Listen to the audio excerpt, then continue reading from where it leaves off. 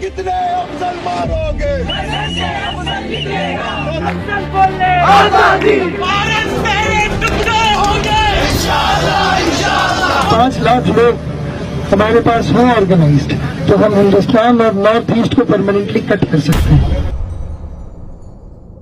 तुमने कभी नोटिस किया है इंडियन यूनिवर्सिटीज में जब भी किसी लिबरल मूवमेंट के स्टूडेंट लीडर का राइज होता है ना, तो वो स्टूडेंट लगते नहीं है। चाहे कन्हैया कुमार हो या शर्जील इमाम या उमर खालिद, इनकी public speaking, debate, subtle and convincing tone या लीडरशिप क्वालिटी देख के तुम कभी नहीं सोच सकते कि जिस स्टेज से ये इतनी बड़ी भीड़ को एड्रेस कर रहे हैं, ये उस स्टेज पे पहली बार चढ़े हैं। इवन तुम अभिजीत दीपके की इनिशियल रील्स या मीडिया इंटरेक्शन देखो तो वो तुम्हें फंबल करते हुए भी दिखेगा और मीडिया इंटरेक्शन में उसका लैक ऑफ कॉन्फिडेंस भी दिखेगा। सुबह उठते ही देख रहे होंगे कि हमारे फॉलोअर्स अब बीजेपी से भी ज्यादा हो चुके हैं। बीजेपी को इतने 8 मिलियन फॉलोअर्स बनाने में 14 इयर्स लग गए थे। अब बात की पॉलिटिकल और डीप स्टेट इन्वॉल्वमेंट को हटा दो तो सीजेपी का राइज एक जेन्युइन और गुड कॉज के लिए हुआ था। इट वाज नॉट प्लान्ड और वो अभिजीत दीपके की बॉडी लैंग्वेज में क्लियरली विजिबल भी था। तो ये लोग एक सडन राइज के बाद इतने well spoken and good level of communication skills के साथ कैसे आते हैं अचानक से। अच्छा, अब एक बार ये फोटो देखो। ये फोटो इंडिया में यूएसएसआर के डिप्लोमेट और केजीबी के कई स्पाई ऑपरेशन का हिस्सा रह चुके यूरी बेजेमेनो ने 1984 में अपने मर्डर से पहले एक अमेरिकन टीवी इंटरव्यू में रिवील की थी, जब वो यूएसएसआर के लिए रोक चले गए थे। इस फोटो में बेजेमेनो के साथ जो स्टूडेंट दिख रहे हैं वो लुमुम्बा फ्रेंडशिप यूनिवर्सिटी के स्टूडेंट हैं, जो 1960 में शुरू किया हुआ केजीबी का एक आइडियोलॉजिकल सबवर्जन फ्रंट था, जिसका इनिशियल काम ऐसे स्टूडेंट्स को तैयार करके देश की अलग अलग यूनिवर्सिटीज में डिप्लॉय करना था, जो अपने देश में सेपरेटिस्ट और लिबरेशन मूवमेंट को लीड कर पाए और एक जनरेशन में इमेजिनरी क्रांति का ड्रीम डाल पाए। And same thing I was doing in New Delhi.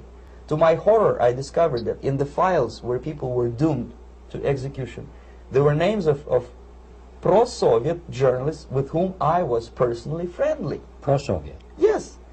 They were idealistically minded leftists who made several visits to USSR, and yet the KGB decided that come revolution or drastic changes in political structure of India, they will have to go. Why is that? Because they know too much.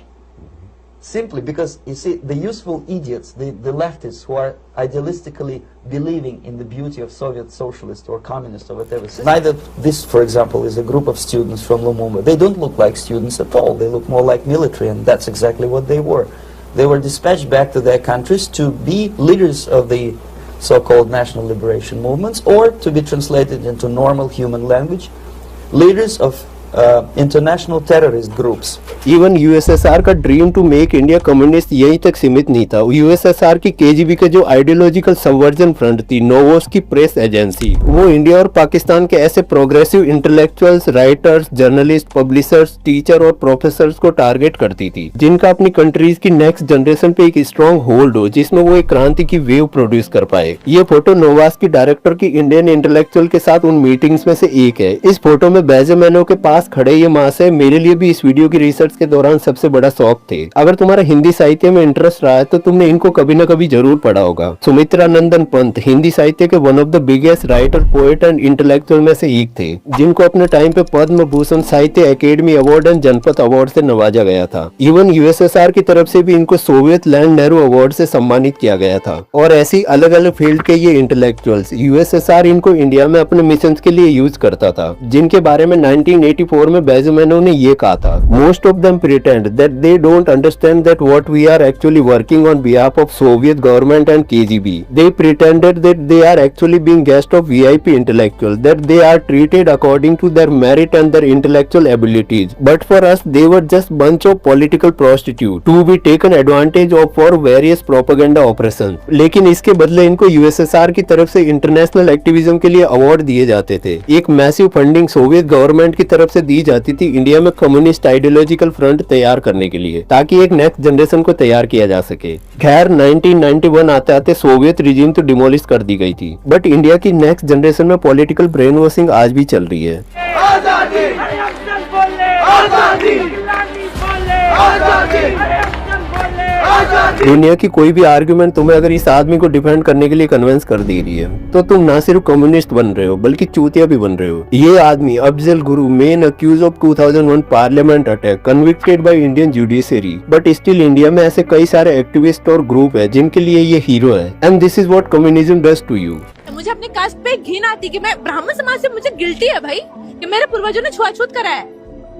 उन्हें guilt महसूस होता है। जी जी, मैं guilt में हूँ कि मेरे पूर्वज की वजह से किसके मुंह के सामने मटका टंगाया गया था, किसके पीछे किसी को गिल्ट नहीं, गाली, उनका नाम, उनका सरनेम गाली बन गया मेरे पूर्वजों की वजह से। I am really guilty about it. और मैं अपनी सरनेम इसलिए लगाती हूँ क्योंकि लोग आके मुझे गाली दे, मेरे पूर्वज को गाली मैं खा रही हूँ। You don't have to be angry, इसकी कोई गलती भी नहीं है। She just another victim of communist brainwashing। ये कई जगहों पे लार्ज स्केल पे किया जाता है just to make Indian Gen Z hate their own nationality, their own identity and their own leader। Even एक पीक brainwashing के बाद इनकी आइडियोलॉजी को इतना इन्फिल्ट्रेट कर दिया जाता है कि इनकी सोच से घर, परिवार, रिश्तों को भी एक्सट्रैक्ट करके एक इमेजिनरी क्रांति को इंजेक्ट कर दिया जाता है। जैसे जब मेरे फैमिली को पहली बार पता चलता है कि मैं लेफ्ट के किसी संगठन से जुड़ी हूँ, तो मेरे फादर तो फौज में है, तो वो मुझे सबसे पहला एग्जांपल यही देते हैं कि हमारे लोगों को मारा जाता है और तुम्हारे ही लोग मारते हैं, तुम इनके साथ कैसे जा सकती हो। बहुत कुछ रहता है। मेरे फादर ने मुझसे 10 साल से बात नहीं की है इसी वजह से, क्योंकि मैं इस पॉलिटिक्स से पीयूष मिश्रा शायद इसको और अच्छे से बता पाए। कोई लाइफ का ऐसा दौर था जहाँ पर आपको अपनी पहचान पर, हिंदू पहचान पर थोड़ा असहजता, शर्म थी, या ब्राह्मण हो आप इसको लेकर? उस पर था जब मैं लेफ्टिस्ट था तब ब्राह्मण, अरे बड़ी शर्म थी। क्यों ब्राह्मण हो? हाँ ब्राह्मण हूँ मैं, लेफ्ट, मैं हिंदू हूँ, मैं क्यों हूँ, मतलब आपके हिंदुस्तान में रहते हुए हिंदू गाली देता था मैं, ये तमाम जो है मतलब बेवकूफियाँ थी निहायत बेवकूफियाँ। और मेरे लेफ्टिस्ट साथी थे जो है वो बड़े मतलब रिवाइज करते थे इस बात को कि हाँ यार हमें ऐसा करना चाहिए, हम सच्चे प्राणी हैं दुनिया के।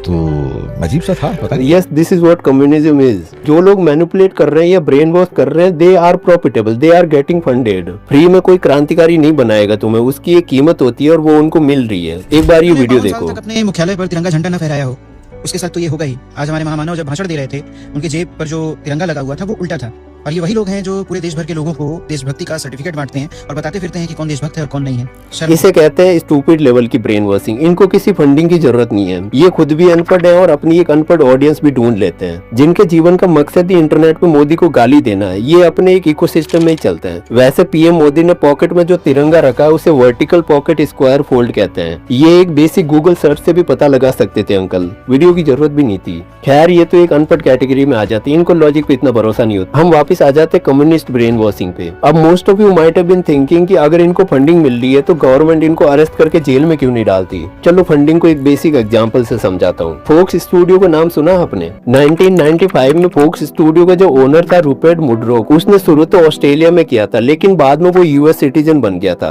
अब मुर्डोक को फोक्स न्यूज नेटवर्क को स्पेंड करना था यूएस में, पर 1995 में उस टाइम यूएस के कम्युनिकेशन एक्ट 1934 के अंडर सेक्शन 310 इसका एक रूल था कि कोई भी फॉरेन बंदा यूएस के किसी न्यूज नेटवर्क में 25% से ज्यादा स्टेक होल्ड नहीं कर सकता। अब चूंकि मुर्डोक तो यूएस सिटीजन था पर फोक्स स्टूडियो स्टैब्लिश था पहले से ऑस्ट्रेलिया में, तो जो पैसा इन्वेस्ट करता वो तो ऑस्ट्रेलिया से ही आता। और उस टाइम उसने इसके अराउंड बहुत बैटल भी लड़ा था पर कुछ हुआ नहीं था। बाद में उसका ये काम 1995 में यूएस कांग्रेस का जो स्पीकर था गिंगरिच, उसने रिश्वत लेके करवाया। लेकिन उसको जो रिश्वत दी गई उसका जो तरीका था ना, उसका गवर्नमेंट को अगर पता भी लग जाता तो गवर्नमेंट उसके पैसों के फ्लो को कभी ट्रैक नहीं कर पाती। उस टाइम क्या करा, गिंगरिच ने एक बुक लिखी थी। अब उस बुक को कोई पढ़ता नहीं पढ़ता, पर उस बुक के जो पब्लिकेशन राइट थे, जिस पब्लिकेशन हाउस ने 1995 में $4.5 मिलियन में खरीदे थे, उसे मुर्डोक की कंपनी ओन करती थी। अब वो बुक बिके या ना बिके, चाहे उसकी कॉपीज को एनजीओ में फ्री में बांटा जाए, पर गिंगरिच को अपना पैसा मिल गया जो ऑब्वियसली उसकी बुक के लिए नहीं था, वो एक लीगल रिश्वत थी। हालांकि जब ये बात पब्लिक में आई थी तो स्पीकर को पैसे वापस लौटाने पड़े थे, बट इससे बिलियनर्स को एक बहुत अच्छी ट्रिक मिल गई थी लीगल तरीके से रिश्वत देके अपना काम करवाने की, जो आज भी चलती है। पर आज ये सिर्फ बुक पब्लिशिंग तक सीमित नहीं है, फिल्म मेकर्स की घटिया मूवीज के डिस्ट्रीब्यूशन राइट को भी हाई अमाउंट में खरीद लिया जाता है, वो भी एक रिश्वत ही होती है। वैसे तुम्हें पता है सीजेपी वाले सौरव दास भी एक बुक लिख रहे हैं, नाम ही इतना बड़ा है, बुक शायद ही कोई पढ़े। अब तो बिलियनर्स डायरेक्ट पब्लिशर भी नहीं बनते, वो किसी थर्ड पार्टी को पब्लिशर रखते हैं और जो अपने एनजीओ होते हैं उनके थ्रू थाउजेंड्स ऑफ कॉपीज मंगवा लेते हैं उस बुक की, जो इवेंचुअली उस बुक को हाईएस्ट सेलिंग बुक बना देता है। इसलिए तुमने शायद कभी किसी एनजीओ को विजिट किया होगा तो तुम्हें पता होगा कि कुछ एनजीओ तुम्हें विजिट पे एक बुक देते हैं, वो मोस्ट ऑफ द टाइम वही होती है। नाउ आई होप कि सौरभ भाई की बुक मुझे किसी एनजीओ में ना मिले।